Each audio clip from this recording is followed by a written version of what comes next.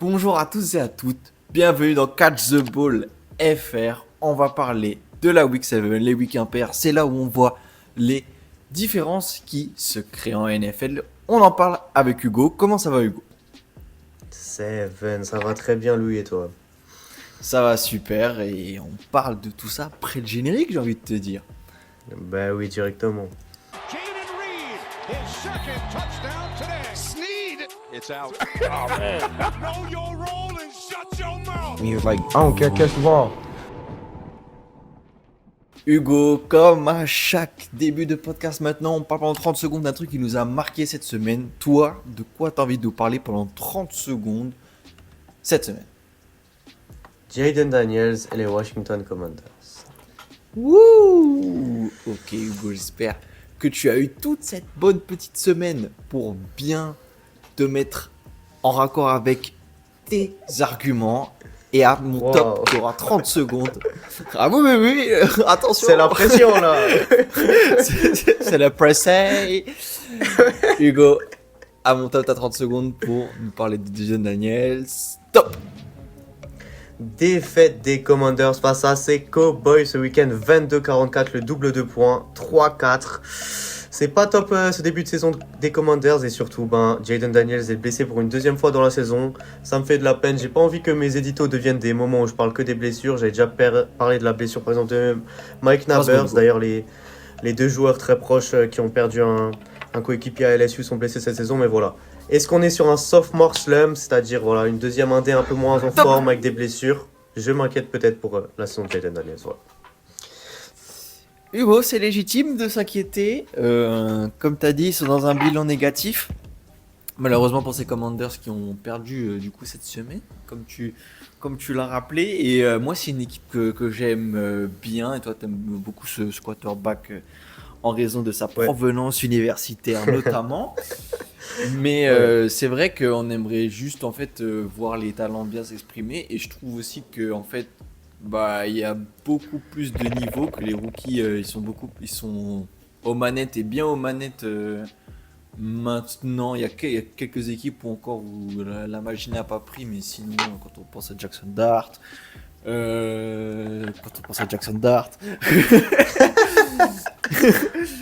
mais aussi à Dylan Gabriel qui a un peu plus brillé cette semaine, mais bon, pas forcément depuis le début de la saison. Mais c'est vrai qu'on peut s'inquiéter qu'il puisse rester un peu plus sur le banc là. Et nous, c'est pas ce qu'on veut voir, c'est qu'on veut voir des victoires. Mais bon, il faut des vainqueurs et des vaincus, et cette fois-ci, il était vaincu. C'est vrai, juste pour la petite phrase du coup. Overtime. Il sera absent du coup la semaine prochaine, hein, c'est confirmé, on sait pas combien de temps il sera absent, mais il jouera pas face aux Chiefs la semaine prochaine. Et voilà, je pense que c'est quand même compliqué pour ces Commanders sans leur quarterback star. C'est vrai, qui ont un schedule assez compliqué. Ouais. Affaire à suivre. Bon. Affaire à suivre totalement, Louis. Et toi, de qui tu veux nous parler De quoi tu veux nous parler pendant tes 30 secondes? Moi, c'est un rookie de cette année et pas de l'année dernière. Je vais vous parler pendant 30 secondes de Travis Hunter. Eh ben... Des rookies comme Jackson Dart. Mais comme Travis Hunter aussi, Louis. Tu as 30 secondes après mon top. Du coup, pour nous convaincre, c'est parti, top. Hugo, les Jaguars étaient à London. Ils n'ont pas vraiment brillé, puis ils ont perdu 35-7. Mais le seul touchdown a été inscrit sur une passe de Trevor Lawrence pour Travis Hunter, qui prend de plus en plus de snaps, qui a 8 réceptions. Il a enfin dépassé les 100 yards dans un match, parce que forcément il n'était pas tout le temps aligné, et des fois il même 10 secondes. Aussi aligné en défense. Mais voilà, il commence à vraiment bien avoir des skills, et moi j'aime bien comment il break les tackles. Il a vraiment beaucoup de skills et j'aime beaucoup sa progression, et j'espère que ça va continuer. Top. J'apprécie ta remarque, Louis, et c'est bien que tu nous fais le speech sur l'aspect offensif avec ce touchdown, c'est vrai, mais moi j'ai aussi apprécié, malgré la défaite, l'action que je retiens de lui, c'est un moment où en tant que cornerback, il empêche Devontae Adams de catch the ball. Bon, il n'aura pas empêché mes Rams pendant tout le match, qui sont bien imposés face à ces Jaguars, mais quand même, il commence un petit peu à percer là. C'est vrai que Week 7, on en a déjà parlé, Week 5 ou 6, mais au début c'était un petit peu moins bruyant. Mais là, c'est vrai que malgré les Jaguars qui sont sur une mauvaise série là, depuis leur victoire face aux Chiefs, pourtant Travis Hunter, c'est le gros point positif à retenir de cette équipe et je te rejoins là-dessus, Louis. Et bah écoute, moi je vais pas prendre d'overtime cette fois-ci, je ne prends pas. Parfait. Et on peut enchaîner directement avec nos prochaines équipes.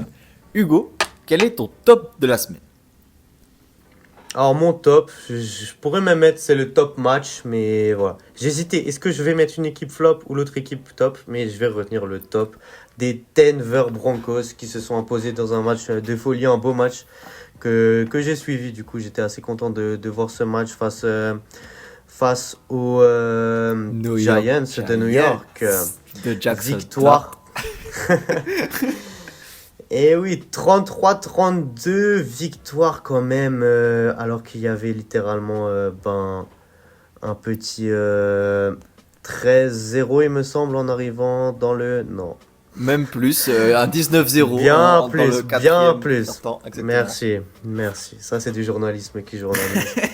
C'est surtout ça qui m'a impressionné, c'est le comeback des Broncos. Alors, obligé de parler du flop, la défense des Giants, l'interception au pire moment pour Jackson Dart.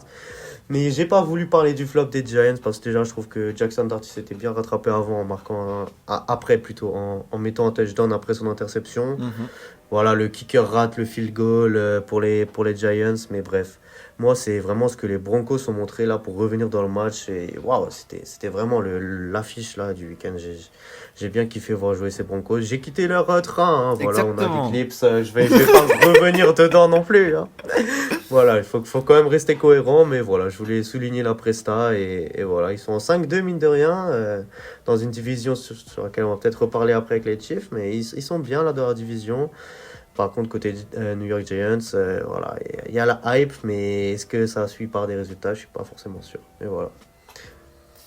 Top les Broncos. Hugo, le train peut repasser, donc je t'autorise à remonter. Si tu veux, t'as envie de remonter sur le dos de ce Non, cheval. même pas, tu sais. Je reste à terre. Je reste loin de la montagne du Colorado. Moi, j'étais à moitié dedans, j'étais en train de les regarder, et surtout, je remarquais que tu n'étais plus dedans, je te cherchais dans les wagons et puis je ne te voyais plus, mais effectivement, Bo Nix a vraiment lead cette attaque comme il fallait, surtout avec aussi des conversions à 2 points. Ils se sont dit, allez, on joue tout vite, on met les conversions à 2 points dès qu'on peut les faire, et ils l'ont fait. Ouais, donc top, franchement, ces Giants aussi en vrai, bah, à 2 points près, bah, ils finissent, ils manquent un peu, hein. On aurait pu les mettre en top cette semaine parce que la façon dont ils ont joué dans les 3 premiers cartons, dingue. C'est vrai. Équipe confirmée de NFL, et au final, bon, voilà, on peut encore leur laisser le bénéfice du doute parce que c'est des rookies, ils vont certainement manquer les playoffs. Mais il y a des belles promesses. Non, non, je ne me prononce pas. Non, mais en tout cas, c'est je Broncos. pense que tu n'as pas tort. Mais en tout cas, c'est Broncos. Quand on parle de ton top, et bah ouais, ils ont fait une super remontée et premier de la FC West. Oui. Qu'on va reparler de leurs opposants à un moment donné dans nos catégories. Je pense que oui. Les divisional rounds dans cette divisional game dans cette division seront intéressants à suivre. Ah oui. Notamment pour les Raiders. Notamment pour les Raiders. Non, mais oui, voilà. Bravo à ces Broncos. Allez, je remonte pas à bord du train, mais je souligne la prestation, oui. Et toi, quelle équipe t'a marqué positivement cette semaine? Hugo, cette semaine, nous avions parié sur un match, prononcé sur un match, et j'avais vu le bon résultat, sans me lancer trop de fleurs, mais j'avais vu la course de mon receveur, ou plutôt de mon running back, Jahmyr Gibbs. Ouais. Ouf. Oh là là. Qui revient à son meilleur niveau, qui vraiment est dans la concurrence un peu, qui est saine chez les Lions. C'est ça que j'aime bien aussi chez eux, c'est que tout le monde se tire un peu vers le haut, mais avec David Montgomery, là actuellement, Jahmyr Gibbs est bien au-dessus, en tout cas, est bien plus en forme. Victoire 24-9 à domicile. C'est ça aussi qui a fait un peu la différence pour moi, j'imagine. Mais ça continue de bien marcher, les Lions, après ce petit stop contre les Chiefs. Ils arrivent à faire taire le MVP, Hugo. Oh. Non, c'était très bien là. Pourquoi tu finis comme ça? J'allais te dire, mais je vais quand même le dire. Effectivement, tu te jettes pas trop de fleurs. On partage cette philosophie, toi et moi, qu'un vrai roi ne se couronne pas lui-même. C'est vrai. Pour l'instant, Baker Mayfield ne se couronne pas lui-même. C'est moi qui le couronne. Mais pour revenir à nous, c'est vrai, je te l'accorde. Je te jette tes fleurs. Je te donne ta couronne. Ton pari était réaliste. 100% vrai. Hein. Tu avais annoncé vraiment avec un petit score d'avance. Et c'est vrai, quoi. Moi, ce qui m'a le plus marqué, c'est encore une fois. Les Buccaneers, quoi, qui faisaient un incroyable début de saison, ils ont été bloqués à 9 points par on sait que c'est pas l'attaque, hein, le problème à Tampa Bay, et pourtant, ils ont été bloqués par ces Lions qui étaient vraiment en mode saison dernière, hein, j'ai envie de dire, mais en vrai, aussi cette saison. Je sais pas pourquoi ils ont un peu moins de hype, parce qu'ils ont laissé tomber 2 matchs là sur leur record, mais ça reste très très fort, et ça l'a encore montré cette semaine, c'est vrai. Belle victoire et grosse prestation de la part de ces Lions, c'est vrai. Mais justement, est-ce qu'on peut peut-être relancer ce débat, même pas pour tailler forcément Baker Mayfield, mais défaite contre les Eagles, défaite contre les Lions, est-ce que ces Buccaneers vraiment butent contre les grosses équipes? Pour l'instant, effectivement, c'est le cas. Hein. Après, à voir comment ça évolue au cours de la saison, quand ils auront leur receveur star aussi qui va revenir avec l'expérience qu'on lui connaît. C'est vrai. Mais Fracture de la clavicule pour Mike Evans qui ne devrait Ah pas ouais. revenir avant la fin de l'année civile. Il sait pas encore le jeu de la saison, mais de l'année civile. Oui, Mais par exemple, Hugo, si je prends leur schedule, là en grosse équipe, sans faire de longues petites équipes que je vais pas citer, mais il y aura par exemple les Bills, les Rams et c'est à peu près tout en très grosses équipes. Est-ce que Hugo, tu les vois gagner contre les Bills par exemple? Oui, à la week 7, we got clips, mais we got clips qu'il faut remettre dans son contexte. D'accord. Et contre les Là, Rams aussi? actuellement, non, quand même. Mais D'accord. respecte la hiérarchie, un minimum. Ah, mais s'ils ont un schedule qui les arrange, pour le coup, pour moi, ils peuvent aller en playoff et faire chier une équipe en playoff, pour le coup, tu vois. Une équipe, au premier tour de playoff, là, ils pourraient peut-être sortir quelqu'un. Tu vois. Du coup, pourquoi pas d'ailleurs les Lions. Mais à l'instant T, oui, les Lions et les Buccaneers, effectivement, jouent bien et on les encense, mais c'est vrai que face au top de la ligue, ils font pas encore partie du dernier carré. Et les Lions en font certainement partie, du coup, vu la prestation. Voilà. Vu qu'on est justement un peu sur les regrets et les équipes un peu moins fortes, quelle équipe tu as classé flop cette semaine, Hugo? Franchement, on a 2 équipes. Je sais pas si tu vas me fake screen après ça, Louis, mais tu vois, quand on est un petit peu en manque d'inspiration, il suffit de regarder un petit peu les 2 équipes. Et je vais te fake screen finalement, figure-toi. Parce que j'allais parler des Dolphins qui sont inclinés, catastrophiquement face aux Browns, 31-6, mais c'est peut-être trop facile. Ça ne répond peut-être même plus d'ailleurs à notre définition du flop, en vrai, les Dolphins. Il faudrait créer une nouvelle catégorie des Dolphins. Voilà. Mais je pourrais plutôt parler, en fait, des Steelers. Des Steelers Ok. qui, dans un match très rythmé, très beau match, s'inclinent finalement 33-31 face aux Bengals, quoi. Aux Bengals de Joe Flacco. Joe Flacco qui, je sais pas, là, il a déménagé et pourtant, il n'est pas parti bien loin de Cleveland à Cincinnati, mais pourtant, waouh, il revient, il ne connaît pas le playbook comme il faut, tout ça, et pourtant, il arrive à redonner un petit peu espoir à ces Bengals. Du coup, dédicace à eux, mais quand même, ces Steelers là qui. On n'en parle pas trop parce que voilà, on va plus présenter nos problèmes personnels avec certains membres de cette équipe. On doit avouer qu'ils étaient forts sur le début de saison et là, perdre comme ça face aux Bengals avec 2 interceptions. 2 d'Aaron Rodgers. Ça peut mériter le flop. Voilà. Je Je t'avoue que j'ai regardé le match avec beaucoup d'attention vu que c'est le premier de la semaine, donc du coup, j'ai que ça à faire.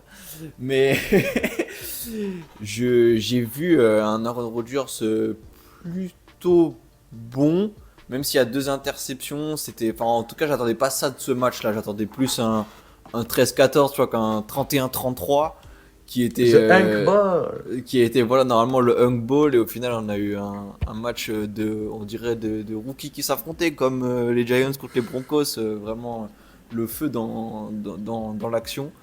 Mais comme on aime bien le redéfinir, Hugo, je te l'accorde que finir comme ça, au final ces Bengals, t'aurais pu les enterrer un peu plus, et non, tu perds là-bas. C'est vrai que vu le match, c'est pas un flop, mais Louis, justement, tu prends cette affiche, The Hank Bowl, tu mets Aaron Rodgers et Joe Flacco. La semaine dernière, je pense pas qu'un de nous aurait dit que les Bengals allaient gagner, tu vois. Et Non, au c'est vrai. final, c'est ce qu'ils ont fait. Voilà. Face à des Steelers qui sont forts en attaque, en défense, et les Bengals. Voilà. Bon, C'est vrai. vu le score, on peut dire que les défenses étaient peut-être pas trop présentes, mais quand même, voilà. Mention plus peut-être aux Bengals qu'au flop des Steelers, mais quand même, les Steelers, voilà. On s'empêchera pas de leur taper dessus si on peut le faire. Évidemment, en mentionnant quand même que les Dolphins dont tu devais parler normalement, ont Oui. bench Tua Tagovailoa après 3 interceptions au profit d'un rookie qu'ils ont drafté. Oui, il faut vraiment créer une catégorie Dolphins, hein, Hugo. Oui, c'est vrai, c'est vrai. J'aurais peut-être dû éviter le fake screen et me concentrer sur les Dolphins, mais franchement, j'ai envie un petit peu que ce podcast soit nourri, quoi, Louis. Qu'est-ce que tu veux dire, là? C'est ça le problème, c'est là j'ai rien à te dire, tu vois. Qu'est-ce que tu veux qu'on dise? Non, mais sérieux. Allez, oui. Miami. Voilà. Ok. Non, mais Non, Hugo, voilà. je comprends totalement ta voulu vraiment donner du gras à moudre. Oh, aux mais oui, mais on peut en parler des Dolphins, hein, mais je sais pas si t'as quelque chose à dire, moi. Moi, je suis sans voix, là. Non. Mais toi, Louis, tu vas peut-être réussir à nous parler d'une équipe flop et d'avoir les bons mots, peut-être pour alimenter ton propos. Hugo, après la case Dolphins, il faudrait qu'on crée la case Jets pour les flops. Ah bah oui, bah, on peut les mettre ensemble, hein. Bon, Purée. parce que j'ai vu vraiment un gars qui a dit je suis né avec cette équipe aux abords du MetLife Stadium, qui a dit je les soutiendrai, hein, mais putain je déteste cette équipe. Justin Fields aussi bench, donc vraiment rien ne va dans ces franchises, et encore en plus qu'il aurait pu avoir un renouveau parce que Aaron Glenn c'est un nouveau coach, là où McDaniels il est déjà là depuis 3 saisons. Là il se passe rien. Bryce Young n'a pas sorti le match de sa vie, et pourtant voilà, ça perd quand même 0-7. James Bond, mais en tout cas, c'est eux qui ont été fusillés en pleine tête. Voilà, j'ai pas, j'arrive pas à aligner des mots parce que dire un 0-7, on l'a pas vu l'année dernière, donc c'est une première dans ce podcast. Tu m'as volé la réplique, Louis. J'allais te dire breaking news, le nouveau James Bond a été nommé. C'est Justin Fields avec son 07 là, mais ouais, waouh, quoi. Enfin, pareil. 0-7 quoi. Même au soccer, on voit rarement ça, c'est pour dire. C'est très difficile quoi pour ces Jets qui bon sont bien placés pour avoir un premier pick de draft la saison prochaine. Retenons le positif, trust the process. Et vu qu'on est allé parler de ce match, je veux quand même souligner alors. On n'a peut-être pas des grosses attentes, mais les Panthers sont en 4-3 et c'est aussi Et- assez rare à souligner. Hein, du coup, voilà. Petite mention spéciale à l'équipe de Bryce Young. qui sont revenus en 4-3 et qui sont dans cette division avec Tampa Bay, avec les Falcons. Donc attention, hein, ils sont dans le positif par rapport à Atlanta. Peut-être Tampa Bay ça peut pas aller les chercher, mais ça peut les gêner. Donc voilà, à suivre. T'as raison pour ces Panthers qui sont en 4-3, et Bryce Young, pas l'interception. Non, pour l'instant c'est solide. C'est vrai. Hugo, quand on parle justement des récompenses individuelles, c'est le moment pour nous de récompenser les joueurs qui nous ont fait aimer cette week. Et c'est qui pour toi cette semaine, Hugo? Louis, je me demande si c'est même déjà arrivé en vrai dans ce podcast. Mais je vais mettre Patrick Mahomes, quarterback. Attends, je parle de lui comme s'il n'était pas connu, mais. Oui. Les Kansas City Chiefs. Let's go. Qui ont fait un beau cadeau d'anniversaire à un des membres de ce podcast.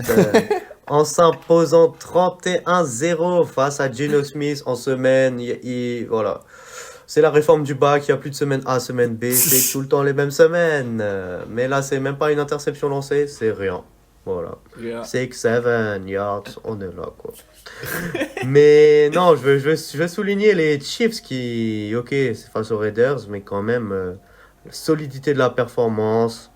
Rashee Rice est de retour, l'attaque est là, ils jouent au football, tu vois.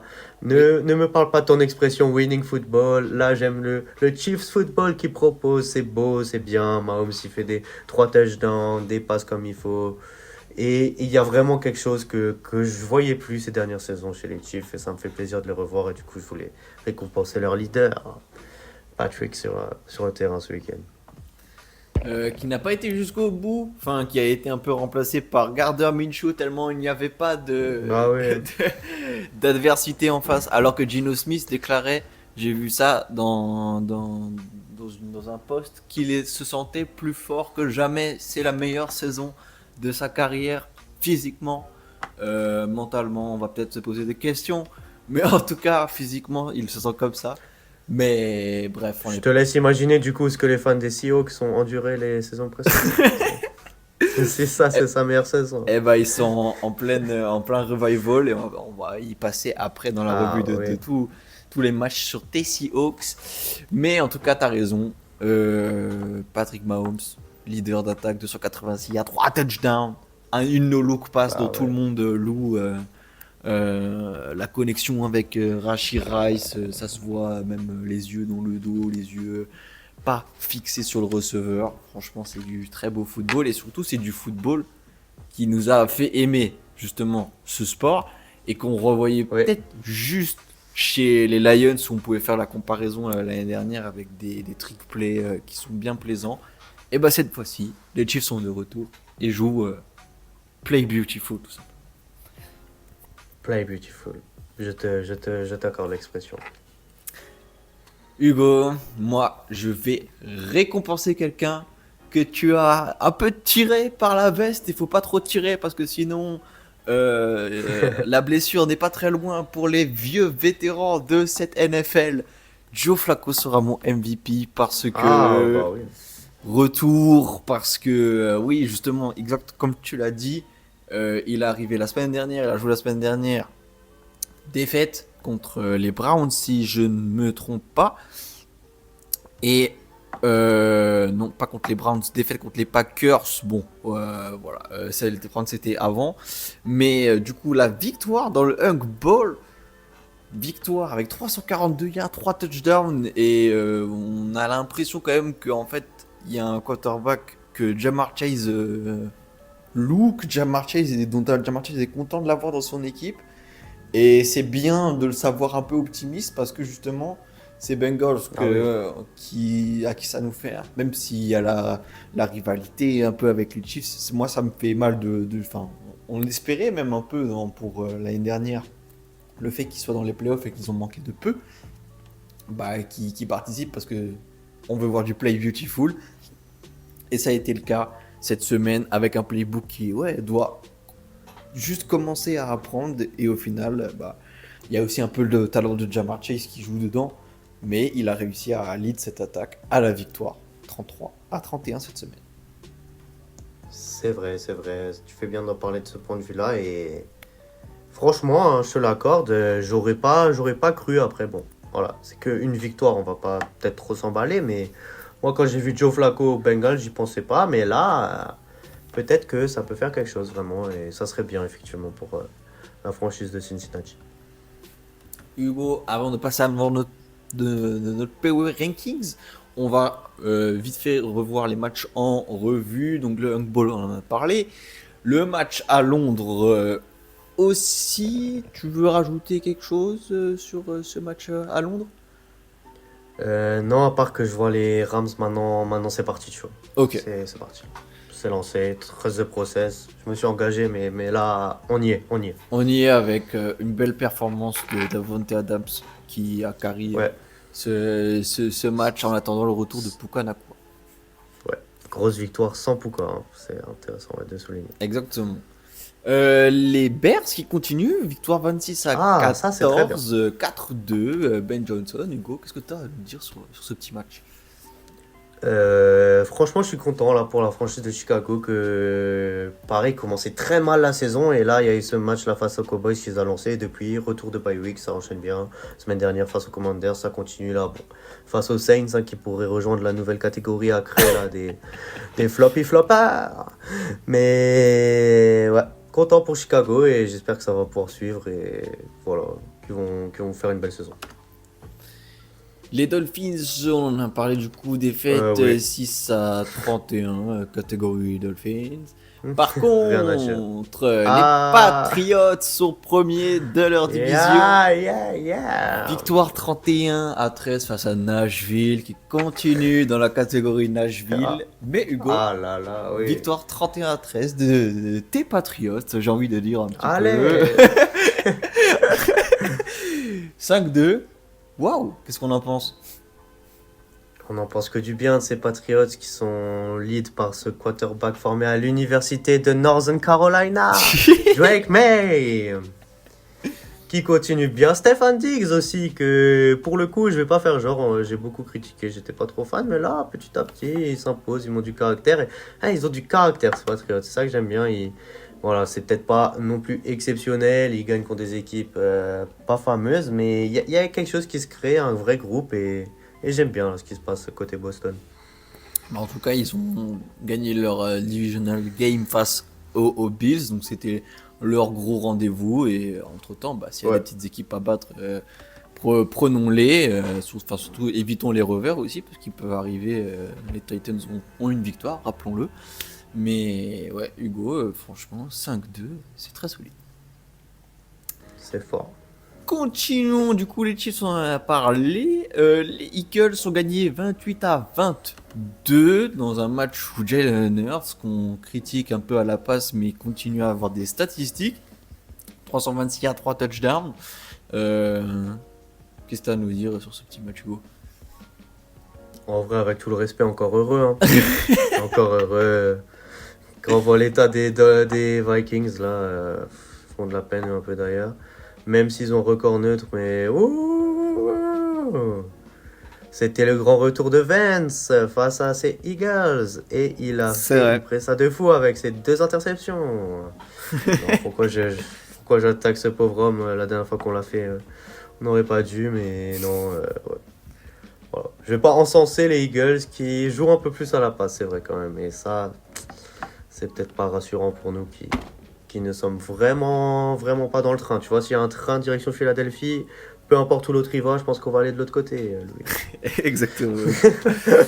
À 180, on prend le train, mais en tout cas, ils sont quand même en 5-2. Ces Vikings, ouais, c'est vrai qu'ils ne brillent pas comme l'année dernière, faute de quarterback performant, avec Jim McCarthy toujours blessé. 3-3. Est-ce que, Hugo, tu vois un monde là où tu regardes comme Doctor Strange tous les mondes qui existent, un monde où ils prennent leur division? Oui, j'en vois un. C'est le monde où Justin Jefferson accepte de nous accorder un interview et vient sur le podcast. À part ça, absolument pas. Hein. Non, franchement, je pense que c'est mort. Je sais pas ce que t'en penses. Ouais, pareil, et puis en plus même pour aller du coup chercher une place dans cette NFC qui est toujours plus relevée que la AFC, c'est compliqué. Donc Ça va être chaud, hein, la NFC. Là. ça va être chaud et il va falloir enchaîner les victoires, commencer à trouver Justin Jefferson dans les bons endroits, les bons moments et Sinon, ça sera une saison blanche pour les Vikings. C'est vrai. Les Panthers ont gagné 13-6, comme on l'a dit. Les Giants ont perdu 32-33 face aux Broncos. Les Colts continuent de gagner. Seule Là, on part. équipe à avoir 6 victoires au compteur. Et Hugo, bah, je te lance tout de suite. Hein, franchement, victoire 38-24 contre les Chargers. Là, on peut parler. Enfin, une équipe, voilà, qui fait plaisir à voir. Et pour moi, j'avoue. Il y a peut-être un côté, les Chargers, en vrai, on les a peut-être trop vite hypés. Justin Herbert, trop fait du Justin Herbert. Mais non, c'est surtout là, les Colts, c'est vraiment, waouh, ils se comportent comme, la meilleure équipe de la ligue. Hein. Peut-être que je vais trop loin là, mais franchement, c'est le meilleur record actuellement. Ah ouais, Daniel Jones, il ferme plusieurs bouches. Et les connexions qu'il a avec ses receveurs, l'équipe, comment elle domine et tout, c'est du haut niveau les Colts. Et j'espère pour eux que ça va continuer. Indiana Jones, pam pam, qui Ah bah oui. les met à 38-24 sur ce match, qui les met à 6-1. Bah Hugo, franchement, en tout cas, mon petit édito qui les mettait en 9-1 à la week 10 continue d'être un play C'est toujours vrai. un peu risqué. Mais en tout cas, pour l'instant, ça gagne et ça gagne bien, quoi. Et écoute, hein, qui continue à avancer calmement comme ça, avec aussi Taylor, leur running back, qui continue vraiment à être très performant, 3 touchdowns sur ce match-ci. Et à voir ce qu'ils vont donner jusqu'à la week 10. Mais pour l'instant, première équipe de NFL, qui l'aurait dit l'année dernière. Ah, certainement pas moi. Ça rend pas mal au fou. Voilà, pour être honnête. Les Commanders sont perdus 22-44. On a parlé du coup un peu de Jaden Daniels et de sa blessure, mais surtout ces Cowboys qui sont en positif entre guillemets avec ce nul. En tout cas, ils sont cas à l'équilibre total. 44 points. Wow. Ça me dérange là, cette histoire. C'est la même pour les Packers avec ce nul dans le record. Je sais pas, j'ai du mal après à compter et tout. Les positionnements, tout ça. Mais ouais, en tout cas, grosse presta des Cowboys, surtout l'attaque. Hein. En vrai, ils ont ramené George Pickens, incroyable. CeeDee Lamb est de retour. Dak Prescott, quand il s'est bien joué. Ah, j'ai le comportement d'un fan des Cowboys qui s'emballe trop vite en fait. Mais non, c'était une grosse performance de leur part. Et même avant la blessure de Jaden Daniels. Hein, ils étaient loin devant, ça a juste confirmé. En gros, quand Jaden Daniels est sorti, on se disait c'est bon. Ouais. Les Cowboys, c'est sûr qu'ils vont pas se prendre une remontada, quoi. Mais non, c'est fort et voilà.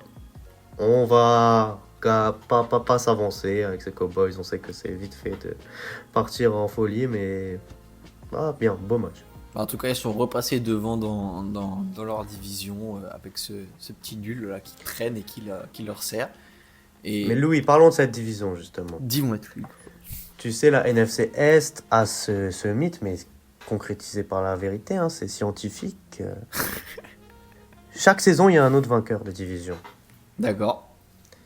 Et ne me dis pas, là, Louis, s'il te plaît, ne me dis pas que quelle équipe va rompre cette tradition, quelle équipe va faire le back-to-back, ça serait quand même pas ces Eagles. Rassure-moi que les Cowboys vont le faire. Ah, Hugo, mon instinct de journaliste me dit quand même que ces Eagles sont bien partis et que dans un Eagles Cowboys, avec tout le respect que j'ai pour CeeDee Lamb et la America Team, ne vont pas le faire. Très bien. Face à touche push, third and one, touche push, force and one, first down. Mais Hugo, peut-être que tu vois un destin différent pour ces Cowboys. Disons que je veux voir un destin différent du coup. On avait beaucoup d'attentes en vrai pour cette NFC Est avec les Giants, notamment les Commanders qu'on pouvait voir de retour, mais effectivement les Cowboys sont pas non plus exceptionnels, mais c'est toujours ça en NFL, la division joue beaucoup en vrai et si t'as un peu de chance, ça peut aller en ta faveur.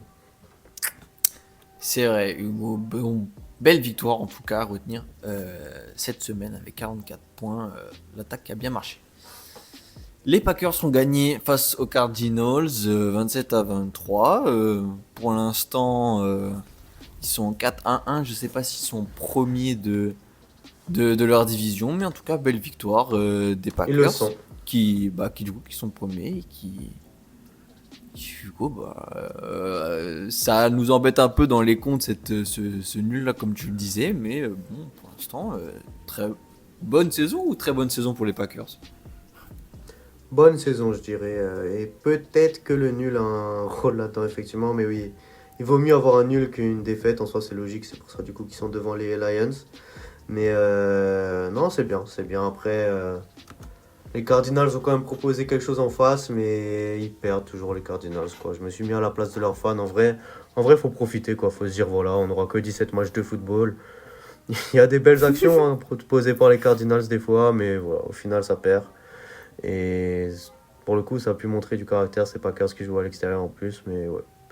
C'est pas non plus pour moi dans le top du top de la ligue, mais effectivement, ils font une belle saison. Et surtout, première fois que Monsieur Micah Parsons dans sa carrière avait 3 sacs au compteur. Gros match de sa part. Petite aparté, petite course de transition.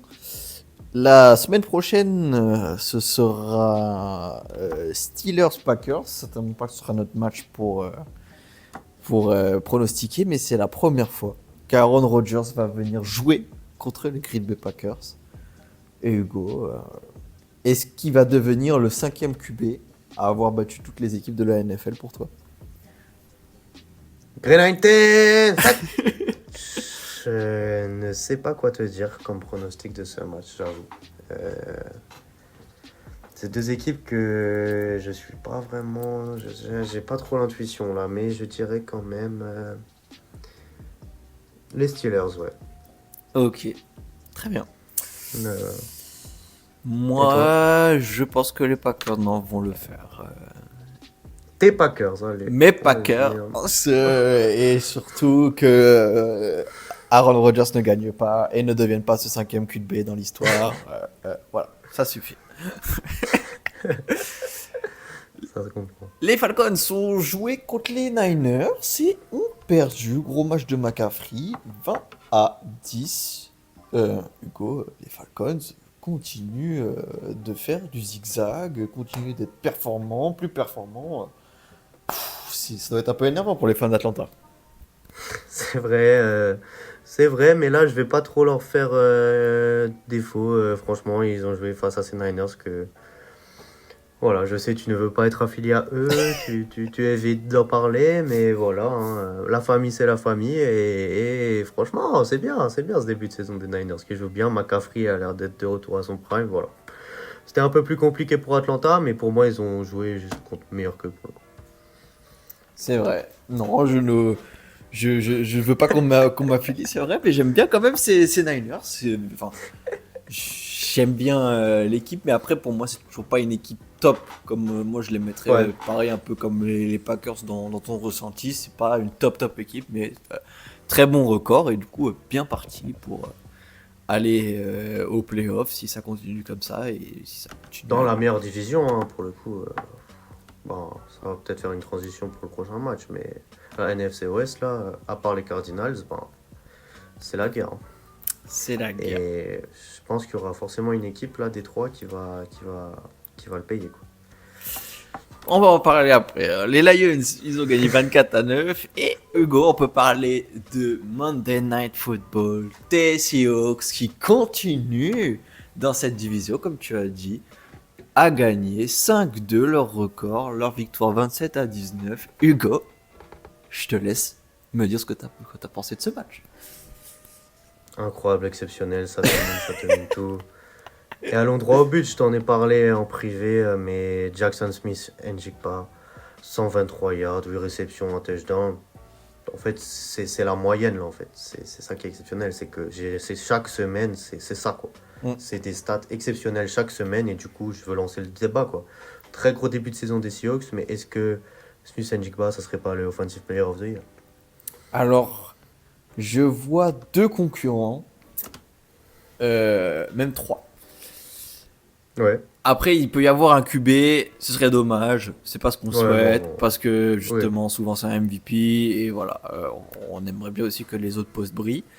Là, c'est vrai que les stats sont dingues, dingues, mais il y a aussi un autre receveur qui plante un touchdown par match et qui n'a pas été à 100 yards, mais qui est souvent à 100 yards aussi. C'est Amon-Ra St. Brown qui, en plus d'avoir ses yards, a souvent des victoires et des big plays, comme celui c'est Jigba. Mais du coup, voilà, je le mets aussi un peu en opposition. Si McCaffrey continue, ça peut être aussi un, un concurrent. Et j'en ai du coup deux autres. C'est Taylor des Colts, mais aussi Josh Jacobs qui enchaîne avec les Packers les touchdowns, comme là cette semaine de touchdowns. Donc je vois aussi des petits concurrents, mais franchement là, je me souviens pas d'une semaine où effectivement il a fait en dessous de 200 yards et la projection, ça peut être une saison très historique pour lui. On peut rajouter aussi Puka Nacua. Je vois que tu as listé 70 joueurs meilleurs que lui, j'ai compris. Rashee Rice, vu comment il revient. Ah mais j'espère que tu as vu cette action où t'as il fait un catch, il y a les défenseurs là des Texans qui le bougent, boum. Trop la classe, il se retrouve sans casque, assis sur le banc et il fait comme ça en mode what do you want? Avec Non, l'arbitre pour moi, voilà. qui oui. garde ses côtes. Oui, j'ai tout vu. Pour moi c'est du lourd et c'est bien parti. Au final, je me suis attardé sur cette performance individuelle, mais tout là, ce que fait les Seahawks, pour le coup, il a fait du bien le départ de Geno Smith et l'arrivée de Sam Darnold, qu'on sait, peut peut-être fauter en playoff. Du coup, on attendra toujours, hein, mais là, en tout cas, je suis satisfait de ce qu'ils font après la Week 7. Eh ben, moi, j'avais envie d'en parler un petit peu justement de Darnold parce que il continue sur sa saison régulière de l'année dernière. En tout cas, les passes et tout, c'est sûr. Et justement, il faut les alimenter, ces receveurs. Et beau travail de Darnold aussi, je trouve, pour cette saison. Totalement. J'ai parlé de Smith et Jigba, mais il n'aurait pas tous ces catchs sans son quarterback qui fait vraiment du bon boulot.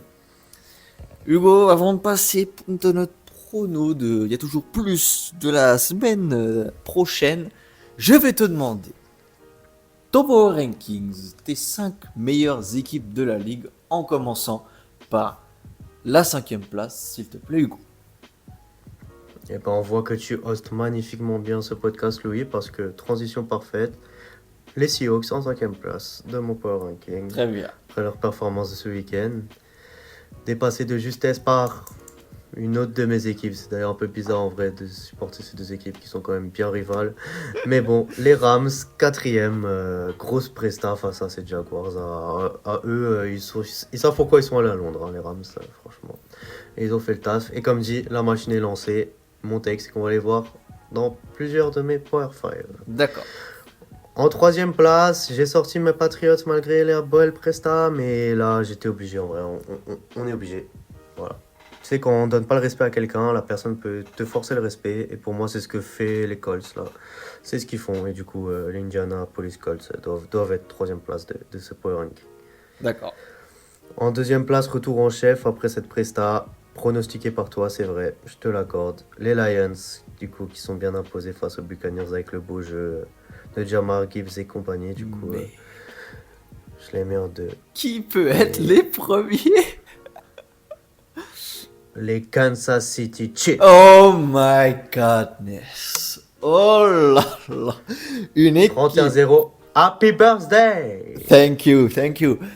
But une équipe en 4-3, Hugo, qui lead ton Power Rankings. Oui. Oui. J'assume tout ce que j'ai dit. Et ben, y a pas de souci. Non, c'est les Chiefs que j'aime jouer au football. Du coup, j'ai mis Mahomes MVP. Je les mets numéro 1 de mon Power Ranking après la Week 7. Très bien, Hugo. Je sens le jugement. Non, je vais pas te juger d'aimer le Play Beautiful et de voir. Mais allez, oui. moi je ne vais pas juger non plus, mais dis-moi tout. Hugo, il y a plein d'équipes en vrai qu'on pourrait mettre dans ce top 5 qu'on a envie, je pense, en raison justement de leur bilan et tout. Et ben là, justement, c'est un peu le bilan qui va jouer leur première place dans la NFC Nord. Pour moi, je vais mettre en cinquième les Green Bay Packers. Ok. Qui jouent bien, qui ont voilà, Micah Parsons qui commence à bien performer. Certes, c'est contre les Cardinals qui peut-être auraient pu faire un peu moins, mais bon, voilà, au final, c'est une victoire et c'est une première place dans la NFC Nord.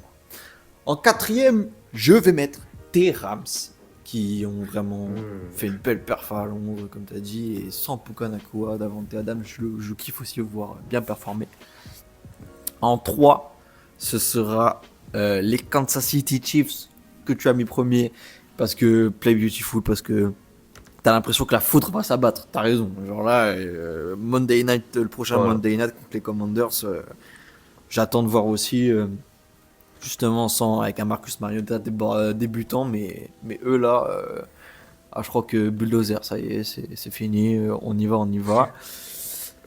En 2, Indiana Jones et les Colts seront mon équipe qui normalement a le meilleur bilan de cette NFL et qui prouve, parce que vraiment ils m'ont forcé le respect comme tu as dit, et je dois les mettre en 2. Et en 1, ce sera en raison surtout de leur bilan, de leur victoire cette semaine, mais de leur bilan, les Lions qui jouent bien. Si les Chiefs avaient un meilleur bilan, je les aurais mis 1. Mais là en 4-3, je trouve que c'est compliqué, personnellement. Mais voilà, c'est mes Lions les Lions en premier dans ce premier ranking. Ça se comprend. Très bien. Juste une petite interrogation, Louis. Du coup, tu trouves que les Packers sont meilleurs que les Seahawks? Ils sont meilleurs que les Seahawks, on peut dire aussi les Buccaneers, les Niners, les Eagles, ça me fait pas plaisir de le dire, que les Patriots. Il y a plein d'équipes en 5-2, il n'y a que 5 équipes dans mon cœur. Et les Seahawks n'en font pas partie. Tiens. Ok. Et on peut vous annoncer qu'il n'y aura pas de débrief de la week. Très bien. Justement, Hugo, dans cette week 8 qu'il n'y aura pas. Fake screen. Nous avons un Packers Steelers du coup qu'on a déjà un peu pronostiqué. Qu'est-ce qu'on a d'autre de beau? Un Vikings Chargers qui peut être un bon match peut-être pour se relancer pour les Vikings. Mais sinon, voilà, un Commanders. Broncos Cowboys. Un Broncos Cowboys qui peut être très intéressant à pronostiquer, c'est vrai. Et bah écoute, allons-y. Et qui me donnes-tu gagnant dans ce match-là? Où est-ce que je nous ai emmenés? Allez, je suis obligé de lancer les Cowboys comme vainqueurs, mais... Allez, si les Cowboys gagnent, pour moi, ils sont lancés sur une petite série là, positive. Là. Et par contre, s'ils perdent, ouais, non, j'attendrai plus rien de la saison, mais si là, ils gagnent, ça peut faire quelque chose. Tu vois. Hugo. Et toi? Je vais aussi donner les Cowboys. Wow. Qui après ont un schedule, je viens de regarder, ils enchaînent 2 matchs entre guillemets faciles, mais bon, on sait que les Cowboys ont le don de nous faire des fake screens, mais après ils enchaînent avec les Cardinals et les Raiders. Ça va, ils jouent pas les Jets, parce que je sens qu'ils donneraient la victoire aux Jets.